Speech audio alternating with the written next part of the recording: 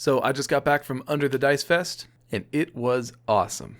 I got to meet so many people who I've been talking with online for years. In fact, most of my conversations that weekend were talking to someone cool for like 20 minutes, and then we would trade Instagram handles and we realized we were already really good friends. We just didn't know each other's faces. And I also got to play in NEMO, which is the New England Mordheim Open. But we got to back up for a second because I've never played Mordheim before, so I got to start by kitbashing a warband. So obviously I chose Chaos Marauders. This was a really fun one because, as you'll see, the story sort of evolved as I went. I purposely didn't start out with a bunch of lore because I just wanted to see where it would go as I worked. All I knew is I wanted them to fit into my full Warriors of Chaos army for the old world. If you haven't been watching my previous videos, basically I'm making fully kitbashed Warriors of Chaos army, and I'm doing one of each unit for all 5 marks of chaos just for fun.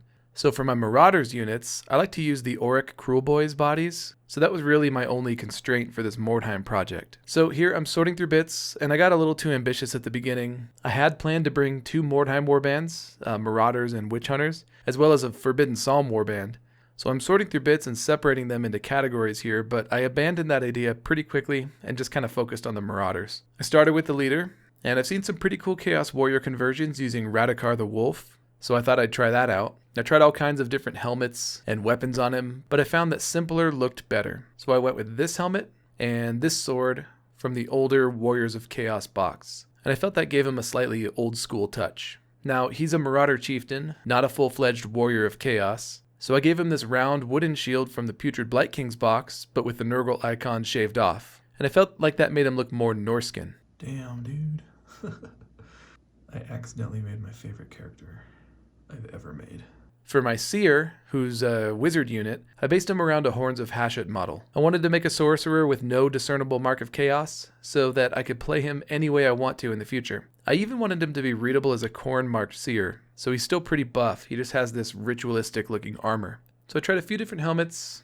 I tried this one from the World Eater's Jackals kit, but this long-haired Dark Oath head really spoke to me. Moving on to the weapon choices, in my list he has a sword, but I still tried out a few different options, because I think the rule of cool should always take precedence over trying to win, especially in Mordheim. But in the end I did go back to this rune-marked sword from the old Marauders kit. Now going back to his head, I stumbled upon a happy accident. When I was test fitting it, I accidentally tacked them together so that his hair was holding his head up in this sort of floating position. And that's where the story really started to flood into my brain. You know, like, why are my Marauders all stunted little freaks, but their leader's like a towering Adonis? And why is the sorcerer's head floating above his shoulders like that? So we'll get to the story in a bit, but first I gotta finish modeling these guys. Speaking of my stunted little Marauder dudes, as I said, they're based around the Cruel Boys' bodies. I started by removing any obviously orky bits, including these shields which were molded into the body, and I replaced them with these Beastmen shields. In fact, almost all of the weapons came from either Beastmen or Marauders. But a few unique ones like this barbed whip came from various Underworlds or Warcry kits. I also modeled this mutated bug guy to represent the Condemned. His head I think comes from Putrid Blight Kings, and his left arm comes from Bloodletters. Next I had to make some Chaos Warhounds. For these I took heavy inspiration from John Carpenter's The Thing, and I wanted them to all look very different. This one here was based around a direwolf model, but I glued a Tyrannid tail where his head should be. It felt really alien, which I liked, but it didn't feel horrifying enough. I wanted to see the remnants of his original head, so I cut the lower jaw from the upper jaw, and I glued them on. So it kind of looks like his new alien head came out of his mouth, and the rest of his head hangs limp like vestigial organs. This next one is also based around a direwolf, but for his head he has a hand from, I believe, a tree lord, and his tail is taken from the Drukhari Talos. This last warhand actually is mostly a resin warhound from Forge World, but his head was constructed from 2 different arm bits from the Gal Vorbak box, also from Forge World. For this one I leaned heavily on inspiration from that movie Annihilation, which I highly recommend. So I was pretty happy with all these guys, but then I reread my rules, and I realized that my leader has a chance of turning into a chaos spawn if I lose a game. So last minute I scrambled to create a spawn as well. And I'm glad I did because it turned out to be my favorite model in the whole warband. I was kind of rushed so I didn't film the beginning stages, but you can see it here all blocked out. I wanted to keep going with the whole The Thing vibe, so I took inspiration from the defibrillator scene. I kind of wanted it to seem like he was in the very first moments of turning into a spawn, when his form is still semi-recognizable as a former human. So the front half of the body is a torso from the Rock Trolls kit turned upside down. The back half is made from Tyrannid legs with a bunch of the details shaved off. And the head is just from the actual Chaos Spawn kit. And this mouth thing on top comes from a Nurgle monster. I think either the Beast of Nurgle or that gnarly tree. I really wanted it to seem like Chaos was reforming his body to its purposes and twisting him to move around in a different, inhuman way. So he's bent over backwards, but his head is twisted around, and it just scuttles around like that. The midsection was filled in and sculpted with green stuff, and I added some spikes to make it seem like his broken rib ends were elongated into fangs. I like him. He looks terrifying, but also kind of sad. He has like a knowing look on his face as if he's experiencing his last few moments of awareness before chaos completely consumes his mind. Next, it was time to paint them all up. If you're a regular around here, you know painting skin is my weak spot, so I'm trying to get better at it. And being Marauders, this warband has a lot of exposed skin. So to warm up, I painted my Condemned first because I knew I wanted to paint his skin the same way I did the Banner Bearer in my previous video. Watch that for more details if you're curious, but basically, I worked up from an olive drab to a pale green with some peach mixed in. And then I did a targeted wash with reds and purples in key areas. The leathers and metals were all pretty straightforward. Lots and lots of washes to make them look grimy. For his spiky arm, I painted it with a bone color, and then I washed it with Agrac's Earthshade, and then I used Contrast Flesh Terror's Red. I love this paint because it's really rich and saturated, but transparent. To shade the red, I used Druchii Violet, and then I used a very glossy varnish to add random spots of wetness, leaving some of the red dry and crusty looking. For the more human characters, I started with a pinkish red as a base, and it looks way more vibrant here on camera though. It didn't look that crazy in person. But once that was done, I worked up to a peach skin tone, and then tried out various washes in the shadows. Like always, I'm still not super happy with the results, but they read okay at tabletop distance. I think I just need to give up on the idea of using washes for skin. They're never going to achieve the effect I'm going for. So next time, I'm going to try something totally different. Now, in the Mordheim rules, you can pick a tribe for your Chaos Marauders. And the rules for Norskins say that they're wealthy relative to the other tribes since they live so close to the Empire, who they raid and sometimes even trade with. But as a result, it's harder for them to gain a Mark of Chaos in the game since they aren't quite as committed to one single god. So I wanted my leader to look like a wealthy chieftain who isn't totally respected by the stunted Tong tribe raiders under his command. And this will come into his story later. So I gave him blue pants because that looks more expensive than the faded brown I use in the rest of my army. And I made the scale skirt around his waist gold. And then I tamped all that way down with some weathering. Because he may be a rich, soft southerner in the eyes of the other tribes of Chaos, but he still lives a much harder and more brutal life than the people of the Empire. The wolves were all fur, blood, and bone. Now the blood and bone parts I did exactly the same way as the spiky arm on that bug mutant I showed earlier, except on this one, I tried my hand at a technique that I saw in a recent Grimdark Compendium video where they showed how to make burned flesh. So I did that by rubbing a burnt end of a match onto the model while the varnish was still wet. When it dried, it was pretty secure. I just lightly brushed away any bits that were too loose. And then I washed the model in red and purple and applied a splotchy, uneven gloss varnish. For the other wolves, I painted their fur the same way that I did for my leader's cloak. So I started by desaturating some brown using this cool gray. And then I did an Oliver wash with Agrac's Earthshade, going a little bit heavier on the top half because I wanted their bellies to be lighter in color. Once that was dry, I used Contrast Wildwood to create a dark stripe along their backs, and anywhere else I wanted them to be really dark. Next I did highlights with that original gray-brown mixture. For the eyes of this alien dog, I was pretty sure that I wanted solid black, glossy eyes, but I was curious to see what pale blue eyes would look like, so I tried that first. I wanted them to look pink and bloodshot, with pale blue corneas and no pupil, kind of like extreme cataracts. It was a fun experiment, but I could tell, even before applying the blue, that I wasn't going to like it, so I covered it in black. Once I applied the matte varnish to the fur, and the gloss varnish to the bloody bits, I knew that I'd made the right choice. These warhounds turned out pretty much exactly as I envisioned. And the last thing to do was to paint up the spawn. I saved him for last because he's 100% flesh, and I wanted to basically practice on my entire warband before tackling him. I didn't love the results of my humans, so instead of building up from purple, I started with a very pale skin tone and used washes to bring it down. I heavily watered down a mix of Flesh Terror's Red with Druchii Violet to make a pinkish wash, and once that was done, I did very targeted and modeled washes of pure Druchii Violet and pure Flesh Terror's Red in key areas. You can see I'm using a rough old brush to stipple it on to create bruises, sores, and red spots. At this point the model was reading as purple, so I mixed up some pale flesh tone, and I watered it way down, and then I stippled and stabbed it on to create a mottled highlight look, avoiding the deepest areas and the injuries. It was still looking kind of one-dimensional, so I applied some very thin down sky blue to the recesses in just the palest parts of the body, mostly here around the ribs. And then I kind of just rotated between those three steps until I was happy with it. So pinkish wash, purple targeted wash, mottled skin tone highlights. Over and over and over until I felt like it was done.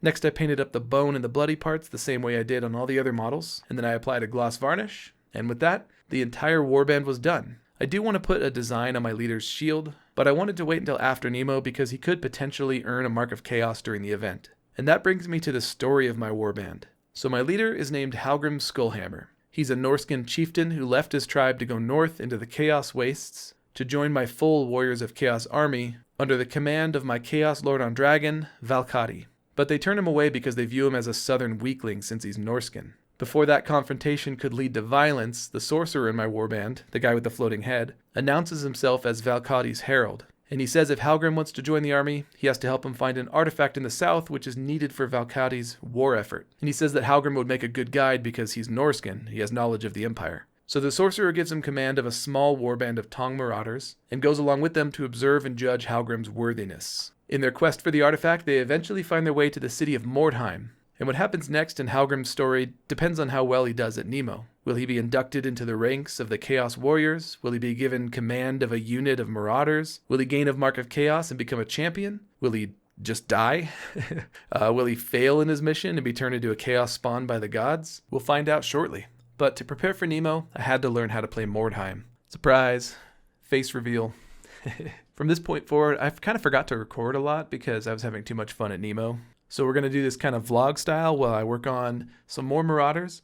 I decided to expand my Mordheim Warband into a full unit for the old world. So anyway, like I said, I had to learn how to play Mordheim. So I played 3 games with a few local guys. Shout out to my new best friends, Dan, David, and Josh, for showing me the ropes. In fact, Josh beat me so badly and in such a funny way that I had to make this little helmet trophy for him. It's a hollowed out Chaos Warrior helmet. So one of his goblins actually got through Halgrim's weapon skill 5, his sword's parry, his armor, his shield, his helmet, and stabbed him to death with a little lowly dagger. And then after the game I rolled an 11 and Halgrim died permanently. So I'm glad that was just a practice game. If you don't know Mordheim, that's kind of like Merry stabbing the Witch King of Angmar to death by himself without Eowyn. It's pretty impressive. But that experience with Josh's goblin made me realize that I should probably bring a trophy helmet to NEMO, just in case someone kills my guy permanently. In fact, that's not the only thing I brought to NEMO. Hang on. So I brought these little lore zines with me. They kind of fold up into like an 8-page lore zine. And I brought them to hand out to my opponents during the campaign, just to kind of explain the backstory of my warband. I'll put a link in the description where you can read it in my blog. I'll even provide the files and some instructions so you can print it out yourself and fold it up and have a little booklet if you want.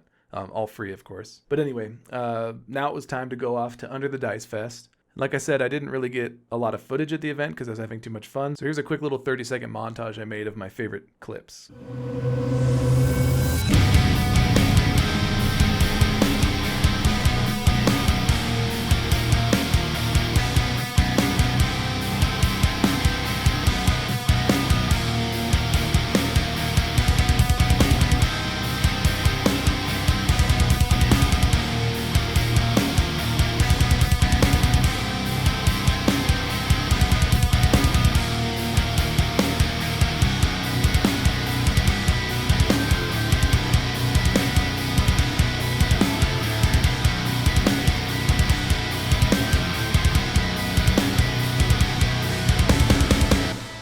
NEMO and Under the Dice Fest as a whole was a really special event. I made so many great friends that weekend. And I actually got to meet up with my new best friend, Vexing Workshop Adam. He's a local homie who I've been talking to for a while, but I've never actually met. We actually live in the same county, but we had to fly all the way across the country just to meet. That whole first day, I kind of just walked around for like 10 hours, just talking to people about their hobby, absorbing their passionate energy, and checking out all the entries for Rusted Demon, which was the kitbashing and painting competition for the weekend. I did even submit that Nurgle banner bearer from my previous video. I wanted to submit my Chaos Spawn, but I was afraid that he wouldn't be available during NEMO. It turns out it would have been fine, and he probably would have done better in the competition, but I'm still proud of how my banner bearer looked next to all the other entries. I even heard anonymously after the competition that one of the judges was really pulling for me, so that felt pretty good. Day one was also the OPR Regiments tournament, which I didn't play in, but I was really interested, so I kind of wandered around and watched it. And then that first day ended with a medal show, but I didn't even go. I was just too busy walking around, meeting people, talking to people. I took a painting class from Squared Paints, who's a Golden Demon winner, so that was pretty cool. Now, day two was the main event, NEMO Day. So NEMO, the New England Mordheim Open, is a 1-day-long, 3-game Mordheim campaign. And for each game, we got randomly assigned opponents and tables. How did I even forget to talk about the tables? These things were incredible. There were 50 tables. Well, 51, but there was one by my new best friend Durzen and Blurs that was kind of off to the side that I don't think people played on. Maybe it was just extra. Maybe it was made for like display or something, but either way, it was gorgeous. Anyway, game 1, I played against my new best friend who goes by Czar Makes Art on Instagram. Technically, they played Witch Hunters, but they made their own lore for them. Actually, they made their own custom zine too, which was really cool. Let's see if I can grab that. Way cooler than mine. The story's really good. I read it on the plane home. The scenario that we played together was called Weirdstone Hunt, and we ended up just tying. We knocked a few of each other's models out of action, but I'm pretty sure everyone survived that game. Although on the injury rolls, one of my models gained a hatred for Czar specifically, which is pretty funny. So Czar, if you're watching, I'm coming for you. Watch your back next year. In game 2, I played against my new best friend Enzo, who goes by Lance Benchpress on Instagram. By the way, I'm going to link everyone down in the description, so go check that out if you want to see their work up close or if you want to hear their side of the story. Anyway, we got to play on an absolutely sick board by my new best friend Yoel, I think his name was. He goes by Salad Hobby on Instagram. Check out his Instagram for a closer look because the board was mind-blowing. It had custom rules associated with it, so the winner could choose to sacrifice one of their characters to like the big demon lady, but that provides no benefit whatsoever. And then at the bottom, there was this bloody bog full of bodies that would like break your fall if you fell into it. So Enzo and I were just pulling off these huge diving charges onto each other because there was no risk. There's no reason not to. The battle was kind of a grueling slapfest though. My warriors and his dwarves were just kind of swinging and hitting each other, but failing to penetrate each other's armor. Until finally, one of his dwarves pulled off a diving charge from 8 inches up onto my leader's head and took him out of action. And then in the post game, he rolled really poorly and died permanently. So Enzo definitely earned that little helmet trophy that I made. I hope his dwarves display it somewhere prominent. So passes Halgrim's Skullhammer. A total failure in the eyes of the gods. But wait, there was a third game we had to play. So now, led by my sorcerer, my warband had to escape Imperial territory and get back to the Chaos Wastes in the north. So they're being hounded by this Imperial mercenary company and they're outnumbered, and they took refuge in an old ruined fortress. These damn mold lines. I always forget to remove mold lines before I assemble my models. So Halgrim didn't turn into a spawn in the postgame, he just died, but I could afford to buy a spawn at this point, so I did. And then the scenario for the third game was defend the find, so I played the defender, and we had to kind of stay in the middle of the board, in the middle of this one building. And then my opponent and new best friend Brian, who goes by Surprise You Found Me on Instagram, he had to try to get more people into the building than me by the end of the game. By the way, Brian is an absolute gem. Check out his Instagram. Meeting him was one of the highlights of my weekend. We were actually hanging out a lot before NEMO, so it was just kind of a happy accident that we got paired up. But yeah, check out his Instagram. Maybe he'll post his side of the story for this battle. But my side of the story for this battle is that my warband was kind of like surrounded and we got overtaken in this fortress. So my sorcerer guy called upon the dark powers of chaos and offered up Halgrim's body as a sacrifice. The gods twisted his raw material into a form that was more useful to them than he was in life and transformed him into a terrifying spawn of chaos. So the shifting form of the chaos spawn charged into Brian's lines pretty wildly and started just absolutely tearing them apart. Honestly, I think the spawn feels way too powerful for a little 3-game Mordheim tournament. It doesn't help that I kept rolling 5s and 6s for his attacks. So just imagine like tentacles exploding from his body and absolutely tearing these poor mercenaries to shreds. It wasn't completely one-sided though. Brian's mortar turned a few of my Marauders into a mist, and he had a bunch of handguns that were keeping the rest of my warband at a pretty good distance. But spawns don't feel fear and they're kind of uncontrollable, so it just charged into his ranks alone. Brian did a pretty good job of playing to the narrative of both our armies really well, which made the game super fun. And his story, as far as I understand it, is that his officers are all free, but the soldiers or the henchmen are all prisoners, so they're kind of being forced to fight. So when his leader, with his giant fancy banner, decided to charge my spawn in close combat, the prisoner soldiers who weren't already in combat just kind of left him to die, and they played to the actual objective, which was to try to dislodge me from the center of the board. Predictably though, my spawn made pretty short work of his leader and charged into the soldiers anyway. What followed was a few rounds of pretty brutal combat. Each round my spawn took out at least one of his soldiers, but they slowly whittled him down until finally with only 1 or 2 of his guys left standing or not knocked out of action, they finally scored a critical hit and took off the final wound from my spawn and put him out of action. And then they immediately failed their morale test and routed. But I thought that was pretty fitting because what reason do they have to keep fighting? With their officer dead, they probably saw a chance to live on another day or even to escape to freedom, go home to their families, and things like that. But we'll have to wait and see what Brian says happened to them after the battle. So with NEMO over, we all tallied up our final Warband rating and our Weirdstone count. We also got to vote for our favorite boards and our favorite player and our favorite Warband, like the models themselves. And then I'm pretty sure the organizers just threw away our cards because NEMO's not really about winning. So who knows how it ended up. It's not really competitive. The third day I started with a 2-mile hike with my old best friend Tony from the area. And then we went back to the venue to watch the results of the Rusted Demon ceremony to see who won. A few of my new best friends actually won trophies, so that was really cool to see. But the coveted Berserker Flail for Best of Show was actually won by Simpso Miniatures. All of the winners definitely deserve their prizes. I was blown away by the creativity on display at the competition. After Rusted Demon was over, old best friend Tony went to go play a commander tournament for a few hours. And I was just kind of relaxing, walking around, drinking beer, talking to people, hanging out with all my new best friends. Oh, I hung out with new best friend Void Halation. He had previously taught a class in that weekend on how to take pictures of your miniatures and your warbands. So he had his whole professional setup there. And instead of packing up, he just kind of took pictures of people's warbands for free. It was pretty awesome. And he taught me some camera tricks and some lighting tricks that I didn't know. So look forward to this channel having a better production value in the future. And also, I'll post his pictures whenever I get them. After a while, I went upstairs and I decided to get a tattoo. There was 2 tattoo artists there just cranking them out all weekend. Their flash sheet was related to the event. So it was themed to the event, and they were all really cool. But I obviously had to get this Empty Chaos Warriors helmet for obvious reasons. Honestly, I can't even remember what I did during the 10 or so hours of that last day. It was kind of a blur.